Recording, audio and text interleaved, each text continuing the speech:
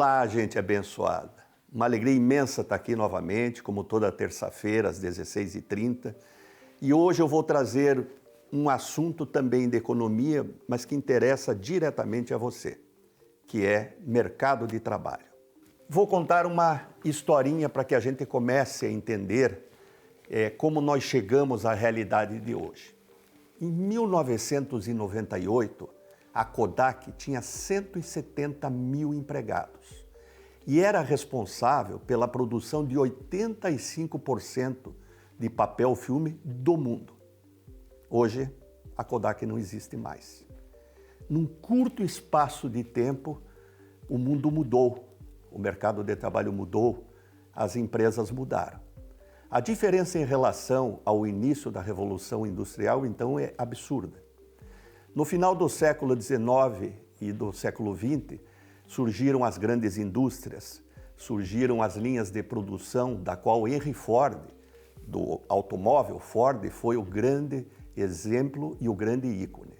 Nós tínhamos a linha de produção, os processos definidos, o emprego garantido, a aposentadoria programada e, acima de tudo, uma estabilidade. Como o mundo mudou. Na verdade, a pessoa entrava numa empresa e terminava a carreira nessa empresa por ela se aposentando. O famoso filósofo Zygmunt Bauman definiu como modernidade sólida. Tudo era feito para durar, nada mudava, nem produtos, nem serviços e nem pessoas. Infelizmente, ou felizmente, passados mais de um século, o que nós vemos é o que se chama de modernidade líquida, onde a fluidez ela é o fator preponderante. Nada é feito para durar. Tudo dura 24 horas. Se nós pensarmos num automóvel, se nós pensarmos num celular, a cada 3 meses nós temos produtos e mercadorias novas. Porque a tecnologia crescente e especialmente o marketing e a comunicação fizeram com que o mundo mudasse, com que o mundo adquirisse um dinamismo que nós não conseguimos mais acompanhar. Aquela indústria, aquele investimento que era feito numa grande fábrica de automóveis, se nós compararmos hoje, as grandes empresas do mundo, elas quase não têm espaço físico. Muitas vezes, a empresa está no notebook do empresário, que viaja o mundo através dos contratos e em busca de novas opções de empreendimentos. Na verdade, nós estamos vivendo um período onde não há mais emprego, há trabalho, um período onde não há mais chefe, há líderes, um período onde a palavra-chave é adaptabilidade. Adaptabilidade a esta nova realidade, que é uma realidade que faz com que a gente esteja sempre correndo atrás de alguma coisa e que a gente substitua a dependência que existia antes pela independência atual, ou melhor, pela interdependência. Hoje, a palavra-chave é parceria.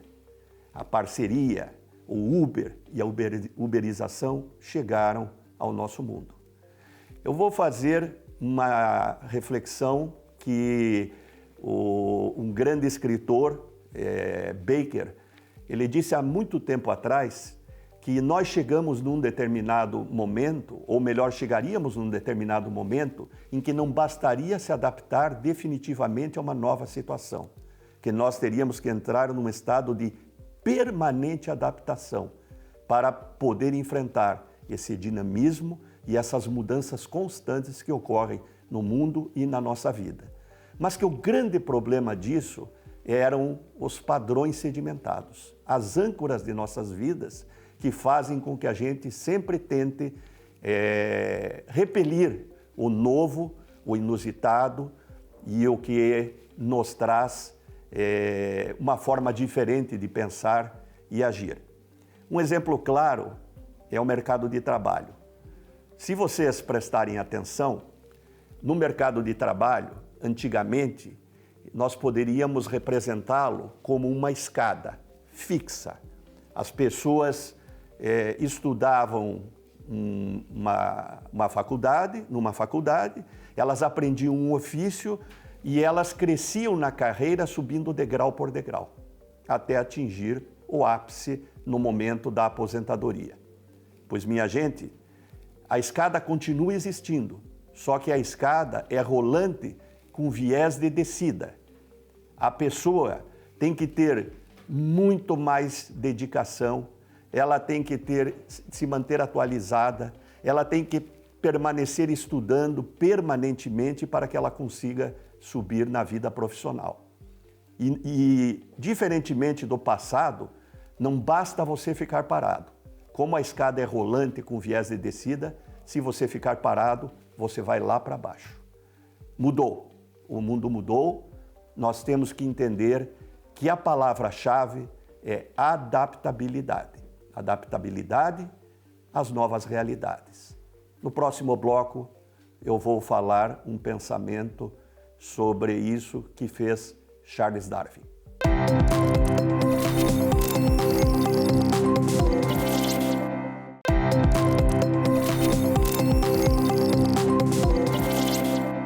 Charles Darwin, há 150 anos atrás, disse que não é o mais inteligente, nem o mais forte que sobrevive, mas o que mais se adapta às mudanças que ocorrem no mundo. E isso é uma grande verdade.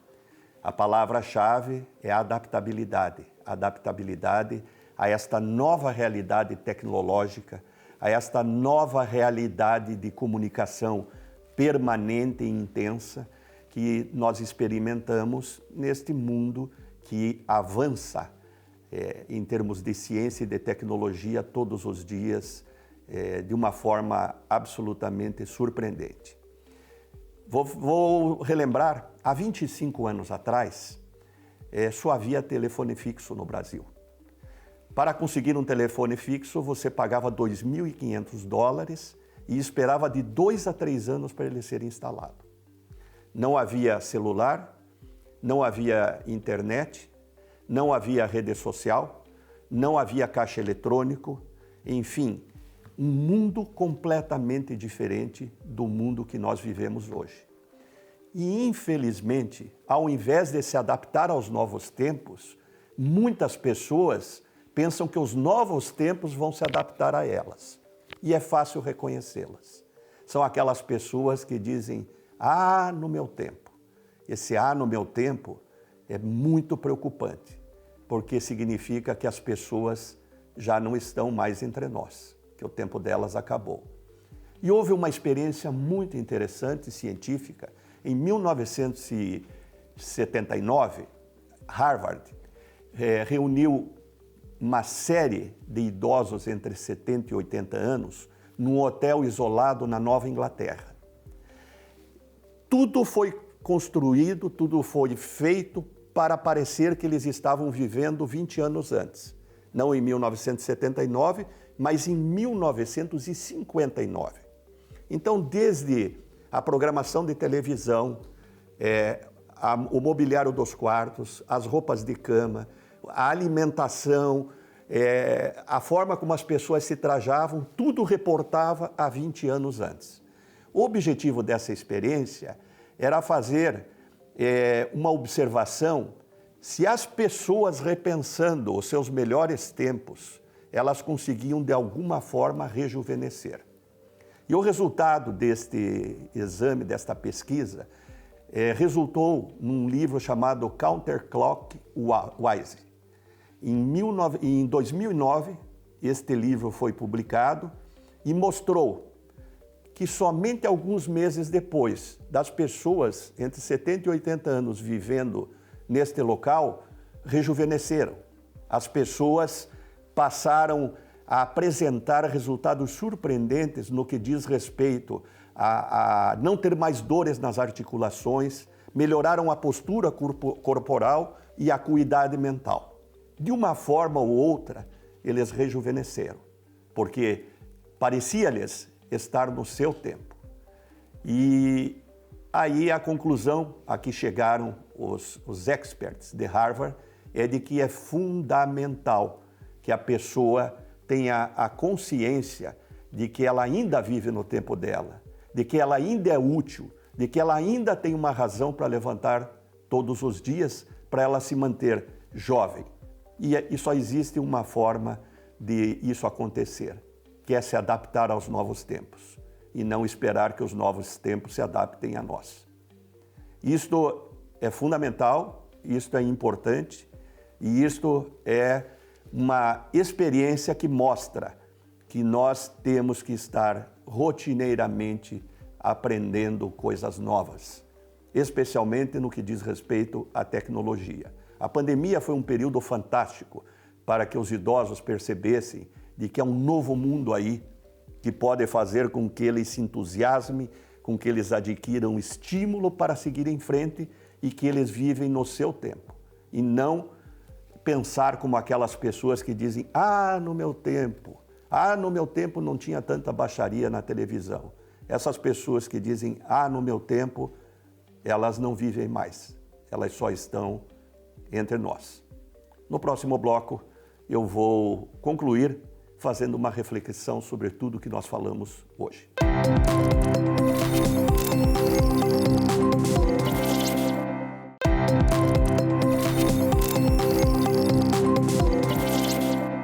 Eu disse que nós iríamos falar sobre o mercado de trabalho hoje. Mas antes eu quero fazer uma observação cultural.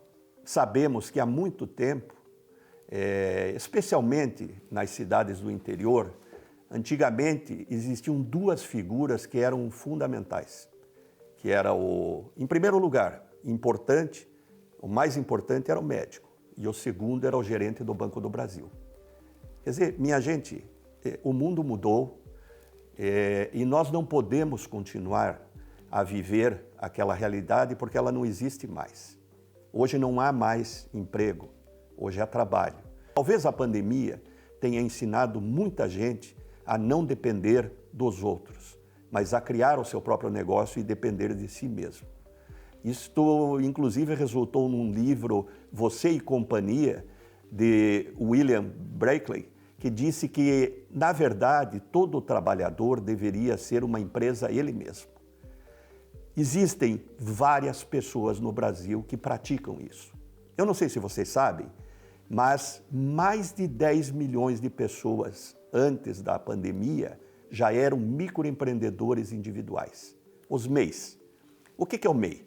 O MEI é um trabalhador autônomo que ele constitui uma empresa como microempreendedor individual. Essa empresa tem CNPJ, é uma empresa que pode faturar no máximo até R$81 mil por ano e ter um empregado. Além de tudo, esta pessoa não pode ser sócio de outra empresa. Porque uma cabeleireira, um encanador, um eletricista, um sapateiro, um pequeno comerciante, todas essas pessoas podem constituir essa empresa. E pelo fato de terem CNPJ, eles vão poder estar regularizados, vão conseguir empréstimos e financiamentos em todo o mercado bancário e, acima de tudo, vão poder fornecer para os governos federal, estaduais e municipais. Para ser microempreendedor individual, você vai contribuir com 5% do salário mínimo, que dá aproximadamente R$52. Se você for atuar no setor de indústria e comércio, você vai pagar mais R$1, ou se for no setor de serviços, R$5. Se tiverem a oportunidade, reflitam. Nós estamos na pandemia, nós temos oportunidade de voltar para dentro de nós mesmos e pensar o que nós realmente queremos. E eu, sinceramente, sugiro que vocês não busquem mais emprego, mas busquem trabalho e, acima de tudo, serem empreendedores. Vou agora fazer uma reflexão sobre este momento em que muitas pessoas estão desanimadas, muitas pessoas, até aquelas que procuram um emprego, como o emprego vai ser muito mais difícil de encontrar daqui para frente, que elas reflitam comigo sobre este pensamento. Quanto desânimo, quanto derrotismo, quanto pessimismo Me vem à cabeça o que pensou Santos Dumont quando o primeiro investidor rejeitou o projeto do avião. Ou a entrevista de Graham Bell sobre poder comunicar-se à distância por voz. Ou a ideia da lâmpada incandescente de Thomas Edison. Penso ainda na determinação dos americanos após a quebra de 1929, ou mais recente, em 2008. Logo depois, o dólar voltou a ser moeda forte, veio o crescimento econômico e empregos. A sabedoria milenar dos chineses já definia o ideograma da palavra crise em 2 significados: perigo e oportunidade. E nossos avós diziam que não há mal que sempre dure, nem bem que perdure. Como lido com poupança de longo prazo para a velhice, aprendi a não me entusiasmar com a prosperidade, nem me desesperar com a ruína momentânea, pois tudo muda. O que não pode mudar é nossa determinação. Bom mesmo é ir à luta com determinação, abraçar a vida com paixão, perder com classe e vencer com ousadia, porque o mundo pertence a quem se atreve e a vida é muito, mas muito, para ser insignificante. Amigos, não existe situação desesperadora. Existem pessoas que se desesperam com certas situações. Até o próximo programa.